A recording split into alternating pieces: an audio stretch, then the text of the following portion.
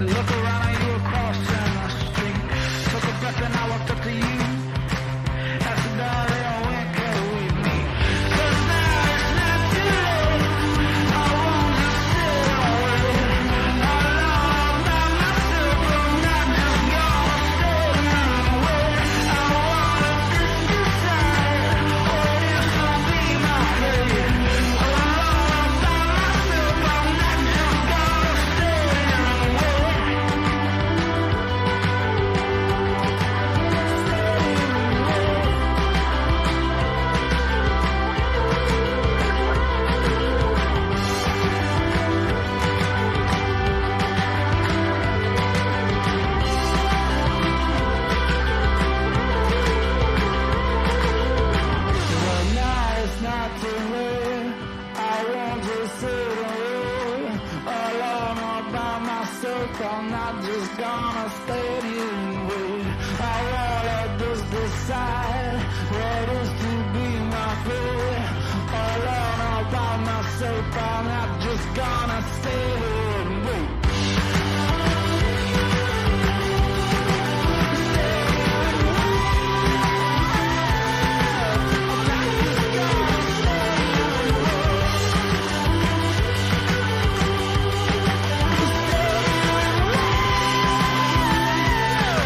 I'm not just gonna stay here and wait. But now it's not too late.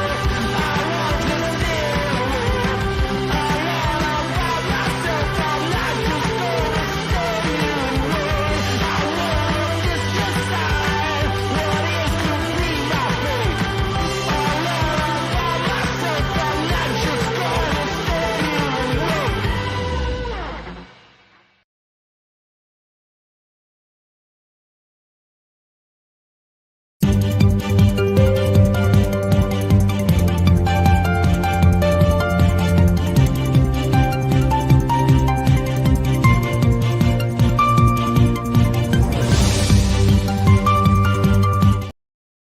Good morning, evening, and good night, everybody. I'm glad to see so many of you in here this evening. Obviously, I've been up since 3:30 a.m. and we're still going. So, thanks to everyone who was with us for the Karen Reed coverage. And yes, Pants, you are a good boy, and so is Gia, and so is Virgo. So, we're going to continue featuring some people in the opening each day. So if you'd like to be included, please just drop me a line over on Discord and let me know what you'd like to be, and I'll try to work you in. Of course, I hate AI technology, yet I am using it. I know. It's so easy. You put in trio of dogs. This is supposed to be trio of corgis reciting Shakespeare, and they gave me 3 pictures of corgis, so of course we went with it. Uh yeah. We're gonna start with some news of this, on this program, since it's my second program by myself. We've decided that we are going to stick to this format. We're going to read the news and then get out of here. If we have a panel afterwards, it's going to be a separate live event. So for those who just want to listen to the news as we go forward, you can listen to it in the car, download it, whatever, and get done with it without having to wait through a panel. Or if you don't want to listen to the panel, just, do your thing. Now, if you're like the rest of us and want to get some talk time in, especially in side chat, then we're going to do 1 to 2 hours if we do a panel. We're certainly not going to do 3 to 5 hours. None of us are up to that right now, especially when we're doing Karen Reed coverage all day long. The Karen Reed coverage is going to continue as long as there's a Karen Reed case, and then we'll figure it out from there. In personal news, yeah, Phil was laughing at me earlier because I lost my jury duty instruction letter. So, of course, right after the broadcast, I called jury duty, and well, let's say I'm going to be selected to come in because I'm in the first 200 and something out of 4,000 people selected. I was just like, yeah, I'm going to have to report, aren't I? And the lady was like, And she wouldn't stop laughing. So yeah, there may be a day where I'm gone, but Popeville and Hank are going to take over that coverage on that day. And if I do serve on a jury, then they're going to go ahead and take over for that time I'm off too. I thank them for that. You'll be in capable hands if that happens during the Karen Reed trial. If I'm on a jury, you're still going to get this broadcast every night. So please tune in every night, 8 o'clock. I'll either have a live or we'll do it pre recorded and then run it live, but you're going to get the news each night. That said, after all that and the music, we're going to get to the news. So, this is this morning's news. I realize there's a lot of stuff going on, so we're going to update where we can, but the nightly news is going to be a reflection of the news I put out every morning between 3 a.m. and something like, well, I think we did 8 a.m. this morning because I was way behind.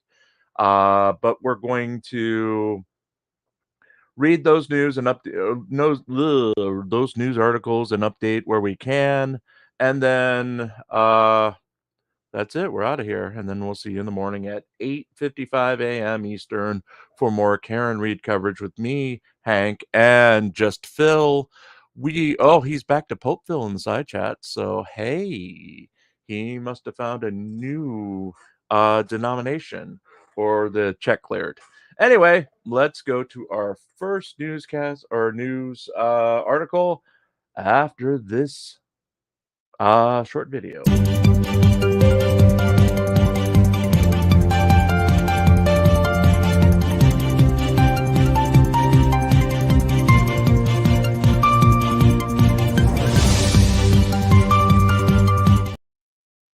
So we're going to start with the GoFundMe tracking again for May 13th, 2024. You can see by the graphic a second day of goose eggs. Yes, nobody bothered to donate anything to any of these major auditors and their GoFundMe campaigns.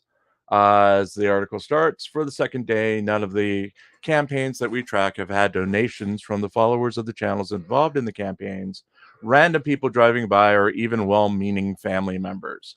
2 days of goose eggs may be a warning sign of darker days to come for the First Amendment auditing industry. And yes, it is an industry.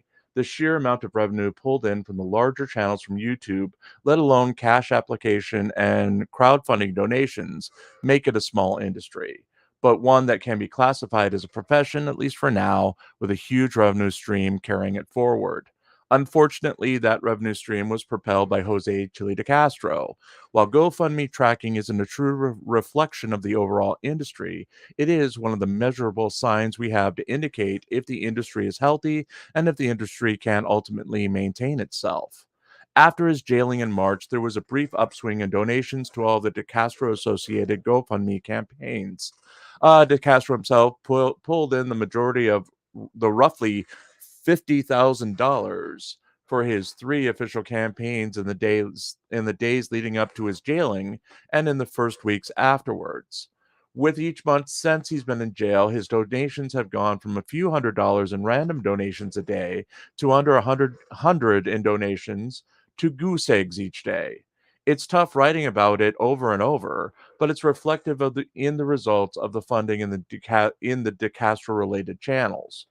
Press with Rancor had a drive-by donation a couple of weeks back. It's not really fair to include him in the assessment of the industry as he's not a YouTube creator, but the absolute stagnation of De Castro's associate Craig Hendry's campaigns can be a worrying sign. Hendry has slowed down production on his YouTube channel as he's dealing with his legal matters, but he has always promoted his crowdsourcing campaigns. His gains in March were clearly due to his association with Jose de Castro. De Castro's fundraising abilities gave him the ability to hire the DUI guy to resolve a single meaningless case in Kentucky earlier in the month. But since then, Hendry has been unable to capitalize off of De Castro's fundraising abilities as De Castro has been in jail. He simply doesn't have the reach to maintain his campaigns without a boost from a larger channel. Again, 2 days of goose eggs may be a simple or may simply be 2 days where no one has donated to the small set of campaigns that we follow.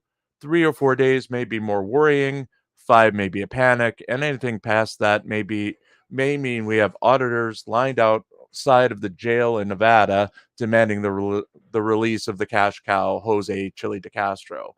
As always, we have a GoFundMe. You see the link there. All proceeds go to keeping the lights on, eating, and writing new stories to feature here on reallycoolsite.org or reallycoolsite.org and Really Cool News each night. Just checking comments here for any. Thank you for my mods. Please keep things civil. Anyone here? We're talking news tonight. Let's go to another promo, then switch over to our next article.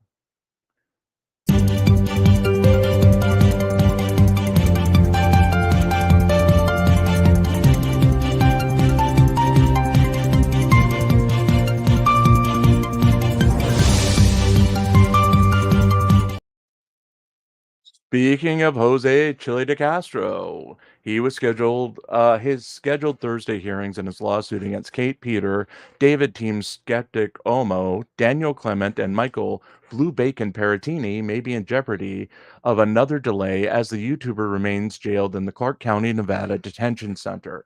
De Castro filed the lawsuit last year before the dismissal of a federal lawsuit against Peter and another set of defendants that had morphed from a harassment and defamation based lawsuit into a copyright infringement lawsuit against Peter and, of all things, YouTube/Google itself.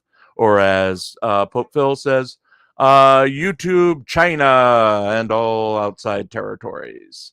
While the federal trial was dismissed, his trial in the California Superior Court has persisted for the last year as he has been sparring with Peratini, the only defendant taking an active role in the lawsuit.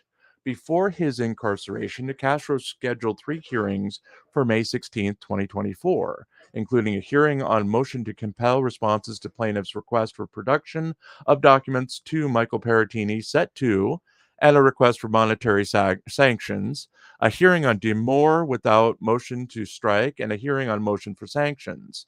De Castro's incarceration has already posed problems for the YouTuber, as the court apparently has not been officially notified that De Castro is in jail until at least August, and he has failed to appear for numerous hearings in the lawsuit since his March incarceration. Most recently, Peratini scheduled a hearing on motion to compel deposition of plaintiff and request for monetary sanctions in the sum of $4,560. Hearing on motion to compel deposition plaintiff and request for monetary sanctions of the same amount. It was rescheduled for June 18th, 2024, due to De Castro's absence. In De Castro's absence, the court has ruled that it will not grant Peratini's previous request for sanctions of that $4,650 to recover costs of De Castro's failing to answer interrogatories in the discovery process. It did give Peratini the power to refile requests for those interrogatory responses that had previously been denied after De Castro, of course, submits his answers to Peratini's initial request for the interrogatories and supplemental responses. De Castro has also been ordered to submit to the court his permanent living address, which he had previously submitted as 2 different addresses, including a retail store and the Clark County Detention Center. Thursday's hearings are expected to be delayed and possibly combined with the June 18th hearing, following an expected failed appearance by De Castro.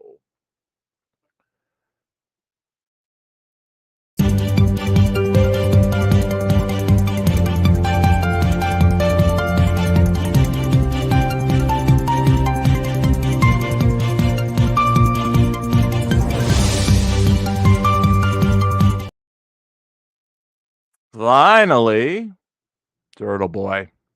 That's right, Turtle Boy. This was written before the events of today, and we'll update it at the end. And yeah, we're pretty goofy tonight. Turtle Boy Day 2, Karen Reed domination. And hey, look there. That's our Karen Reed murder trial coverage from earlier today. Please go check that out if you already haven't. Already haven't. Grant Smith Ellis reported late Sunday night that the seat filler for Aiden Turtleboy Kearney was already present as Smith Ellis arrived in line at the courthouse in Canton, Massachusetts, to take a place in the line for one of the 11 standing room only spots available to press. Friday's ruling by Judge Beverly Canone essentially assures Kearney a spot in the courtroom with the rest of the press on hand today. Having the seat filler ensures special treatment as he will not be allowed into the courtroom for the daily hearing, or he will be allowed into the courtroom for the daily hearings, but he will have to leave the courtroom during testimony of witnesses associated with the pending charges of witness intimidation against him. The judge's ruling means that Kearney's seat in the courtroom will be empty for most of the testimony over the next few days as members of the Albert and McCabe families are set to testify in the case. It also means that other members of the press will be unable to cover the trial directly within the courtroom, as Kearney's seat will not be filled during the times he must leave. They're just going to let him come right back in once there's a witness that uh, he did not allegedly intimidate. Kearney's presence overshadowed testimony on Friday as the dramatic events of his temporary removal from the courtroom played out. It also overshadowed significant blows to the defense's case at the end of the week. The defense team has contended throughout the past year that John O'Keefe, the victim in the murder trial, was killed by Brian Albert, nephew Colin Albert, and ATF agent Brian Higgins when he entered Brian's home on the night he was killed. Colin Albert's motive for the murder, according to the defense, was their allegations of a long-standing feud between Colin Albert and O'Keefe that started with an incident where O'Keefe yelled at Colin Albert for crossing through his yard when he was a child. Christopher Albert, Colin's father and then neighbor to John O'Keefe, testified on Thursday that there was an incident with one of his children and O'Keefe that did involve crossing O'Keefe's lawn. Albert testified that it was his youngest son and not Colin who took the shortcut through O'Keefe's yard that resulted in O'Keefe jokingly yelling, "Get off my lawn," or "Get off my lawn" to the child. The child was scared by O'Keefe's reaction and ran home in tears. O'Keefe, upon learning of his reaction, went to Chris Albert's home with candy and apologized to the child. Since then, O'Keefe had earned the nickname of Mr. Nibbercracker after a character in the animated movie Monster House.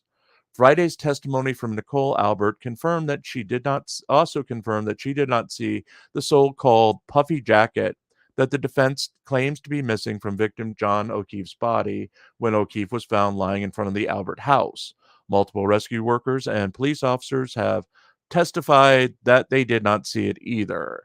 So it remains a talking point for the defense, yet no one has seen this jacket on scene. As always, our coverage starts at 8:55 a.m. Eastern every morning. I know it says 9 a.m., but of course I was writing this at 5 a.m., so please forgive me. And that's part of the story for today. We'll be writing up the rest in a little bit of what actually happened after Grant got to the line. Again, the line is there so the 11 reporters can get seats, or the first 11 reporters can get seats. Recently, people have been bringing chairs, seat fillers, all of that, and arriving up to 12 hours before the hearing the next morning, or the night before the next hearing. I believe Grant is already outside in line, and it's becoming a problem, as it was apparent this morning when Turtle Boy and associate, essentially, the reports are the associate threw Grant's chair out of the line and then hip checked him. Grant got in the person's face. Turtle Boy called the police. There was an ugly incident between the two, but the police didn't arrest anyone. Soon after, there was an announcement, a media announcement, basically stating that, hey, we're no longer going to do this chair thing. You're not going to, if you want to report on the court, you must be in line, in person, no seat fillers, no nothing. You got to be there when we open in the morning. So it's going to be interesting what happens overnight, especially if Turtle Boy has to spend the night next to Grant. I hope no fights break out. I hope nothing else happens. But that's our news tonight, folks. We've gone over a little over 20 minutes. We want to keep these 20 to 30 minutes. Tomorrow we'll have a ton of new news. I'm tracking down news on James Freeman, Jason Dollahide, more on Chile, as at least one of the defendants has been dismissed from his Las Vegas case. And of course, we'll do another look to see if anyone actually got a donation and the state of the First Amendment auditing industry. So, folks, as we wrap up, I want to thank you again for being here. Again, if we were to do a panel, we'd just go into a panel, but right now we're just going to go to some music and say good night. So, see you at 8:55 a.m. tomorrow morning Eastern Time for our coverage of the Karen Reed murder trial. Thanks again, and let's get out of here.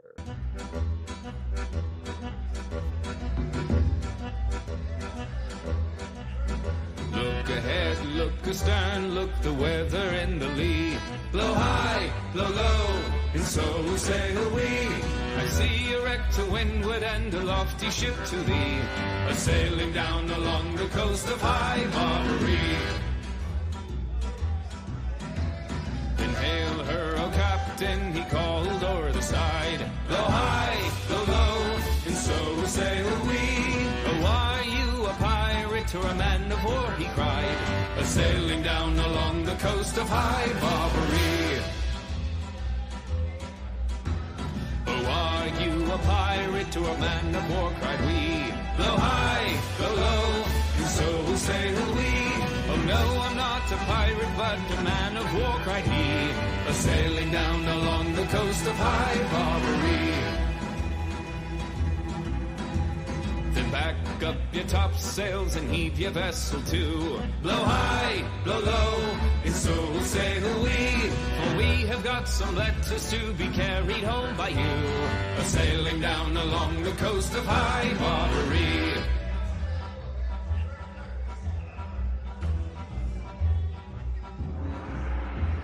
For broadside, they fought all on the main. Blow high, blow low, and so sailed we, until at last the frigate shot the pirate's mast away, a sailing down along the coast of High Barbary. Listen, gun, no, we fought for hours 3. Blow high, blow low, and so sailed we. Their ship it was, their coffin, and their grave it was the sea, a sailing down along the coast of High Barbary. Look astern, look the weather and the lee. Blow high, blow low, and so sail we.